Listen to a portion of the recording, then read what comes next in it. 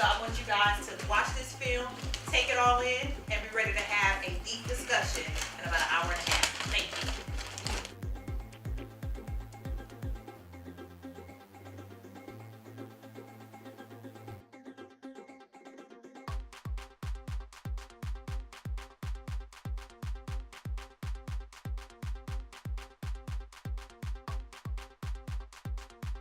Welcome to our first webisode conversation for the Movie Club. We'll be discussing Pariah. The Movie Club has been going on for about 2 years. The purpose of the Movie Club is to talk about thought-provoking movies and then give intellectual feedback on independent films as well as mainstream media. I'll go around the room and we'll introduce our panel. I'm Rhonda Smith. I'm the host of the webisode. I'm Steve.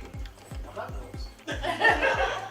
Hi, I'm Michelle. I'm Rhonda's sister, and I am Skyping in from Washington, D.C. Janine Sanders. Chris Dowers. Shrine. Edward Darby. Tanisha Marshall. Mariana Boone. Tamiko. Eric Wilson. Joanna. Judy. All right, so first question. What were your initial perceptions of the movie before seeing it? And then what were your thoughts after viewing it? I liked that the movie was just that it was a movie and it told a story and it kept me engaged, and I'm glad I watched it. I think it was very well written and well acted, and I liked the story. I had an idea of what it was going to be about, but they had a whole lot of stuff going on. So I think that it had a lot of interesting twists and turns, and I'm clear.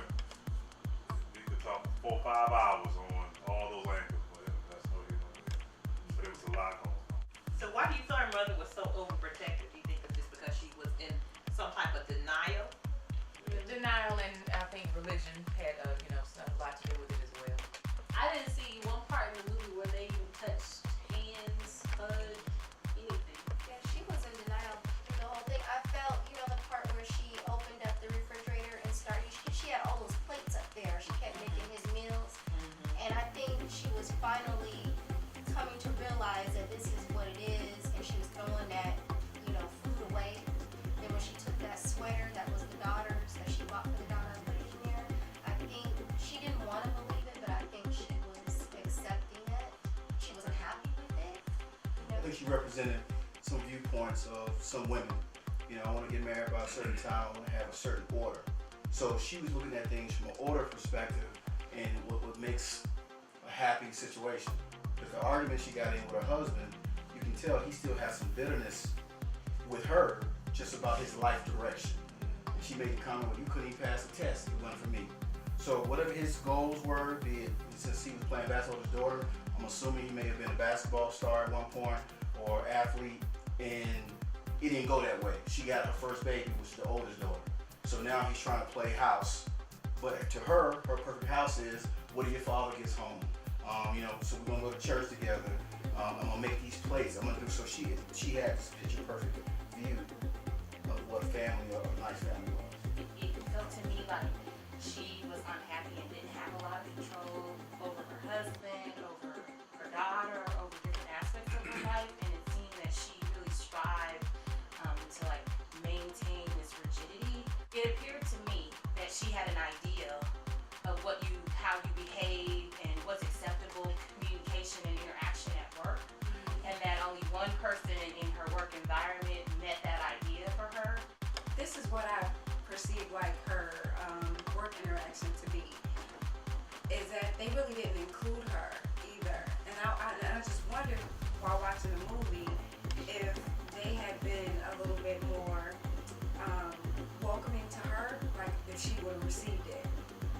Because when she stepped into the room, like I saw her look at the other two at the table across and try to make some kind of eye contact with them, and they, ignored it. I felt like in the work scene that she was trying to be private and didn't want people knowing her personal business, and didn't want to, she really was kind of shutting everyone off.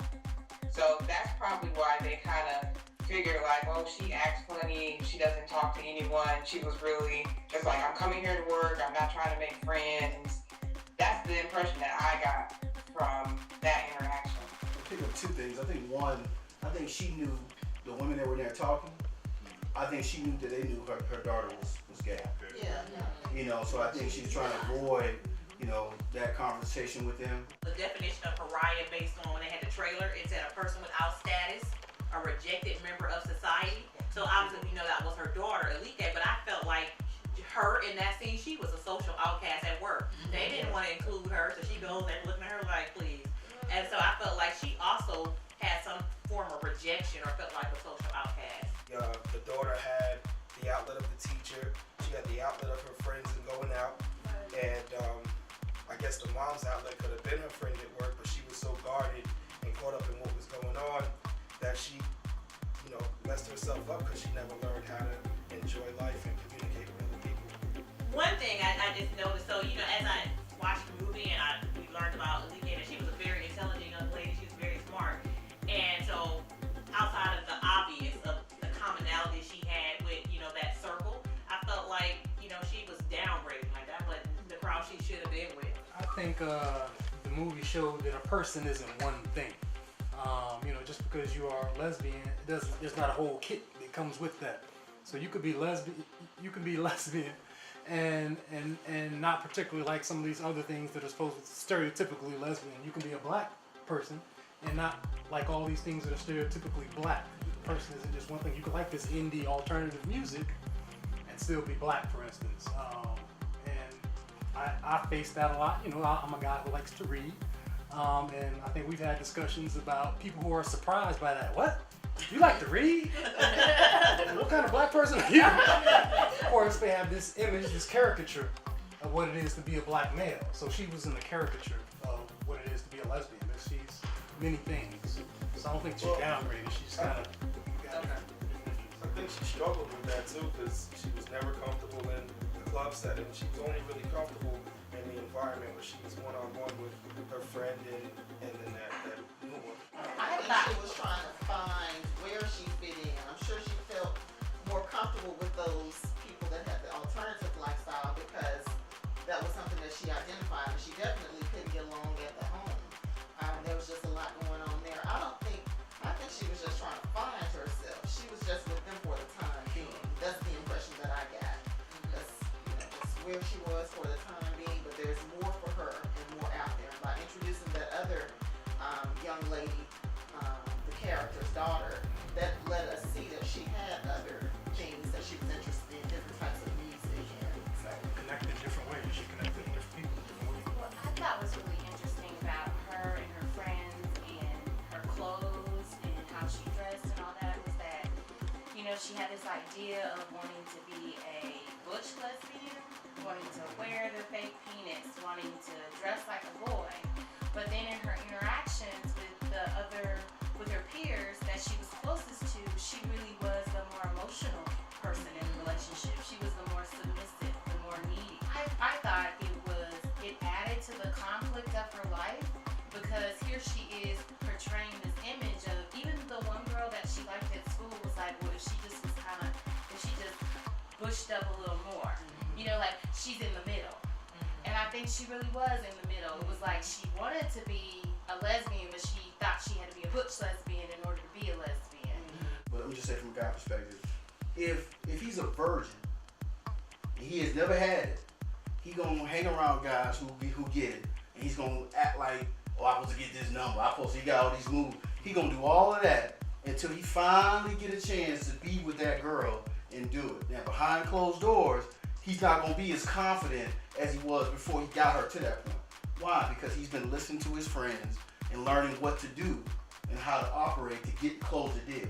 So her relationship with her close friend that was Butch, number one, I think that relationship was solidified because she felt she was different, she knew she was different, and here's somebody else that is too, but is confident in it. So therefore, she gravitated in a friendship form. So here's what I say on a simple level. Okay, first and foremost, what old girl was to the Bush girl, she was able to accept her for just who she was. You know, so it doesn't matter, you know, it's like speaking what you're saying, male, female, whoever your friends are, anybody who can appreciate you just whether it's broken or not, green or not, just have appreciation. That's why who she was for her was this and that. So regardless of what it is, that's what she was.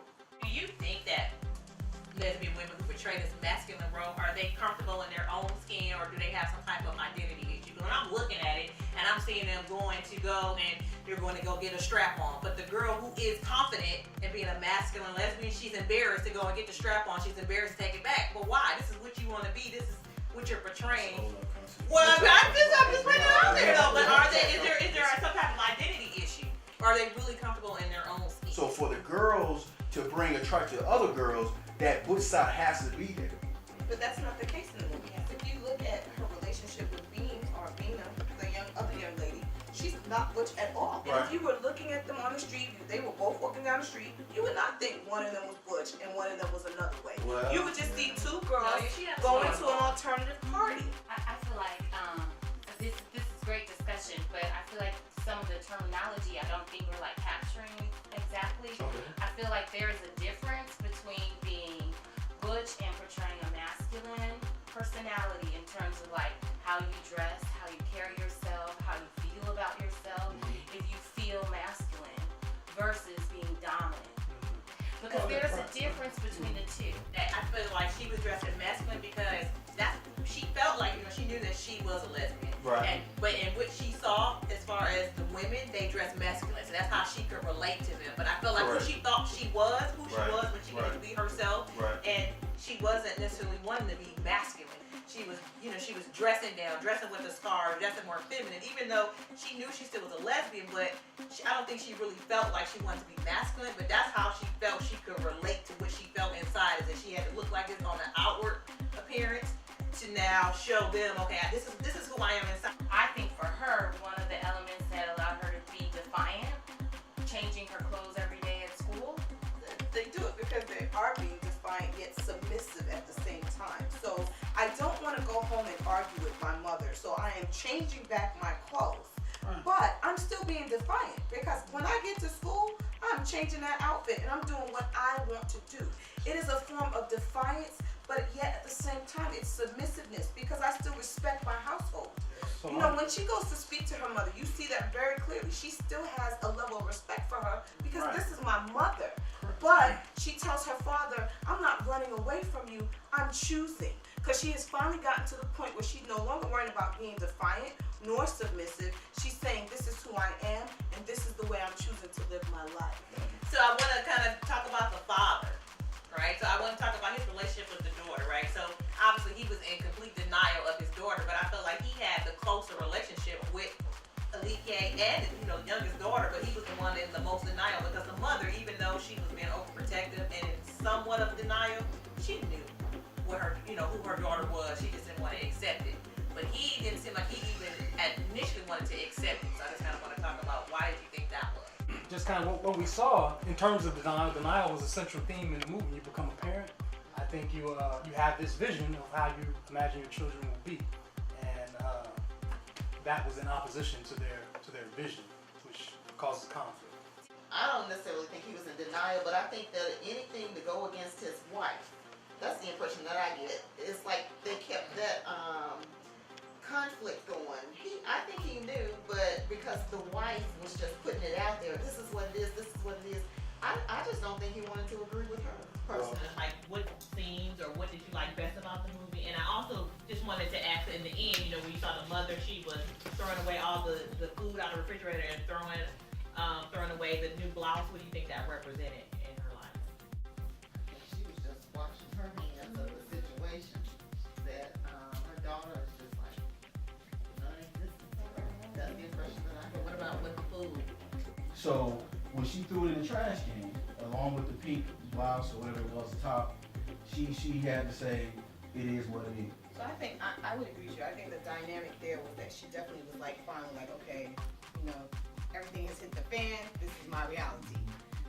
But I think in those last couple scenes, those to me were the most, for me, they were the most poignant because, one, when the mother can't say I love you back to her daughter, that's a big deal to me.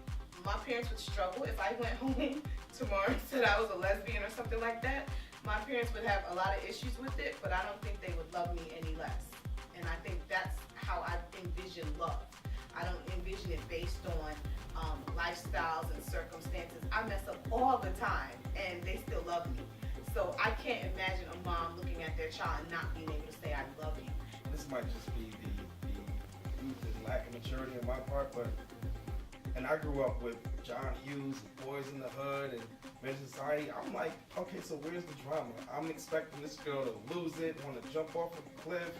Mom, rushing to say that she loves her or say goodbye to her, but the bus pulls off.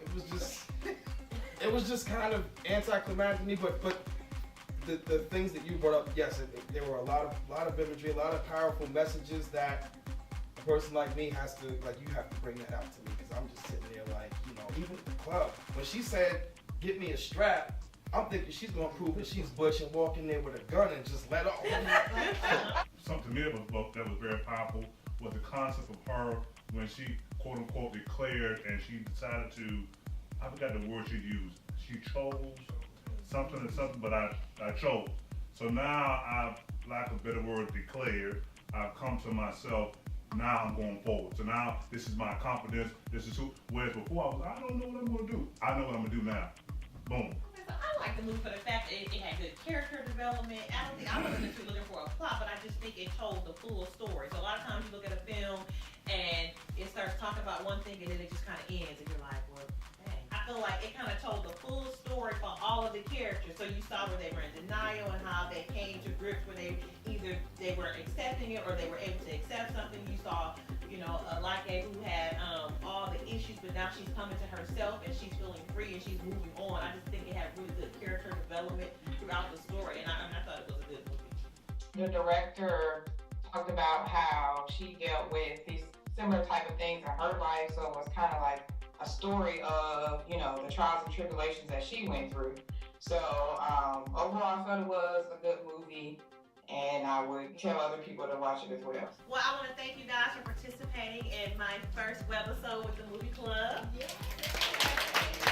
I like this better than the book club. And I want to thank you for joining us via Skype from Washington, D.C., and hopefully we'll have more people join us Skype in the future. But thank you guys. Thank you.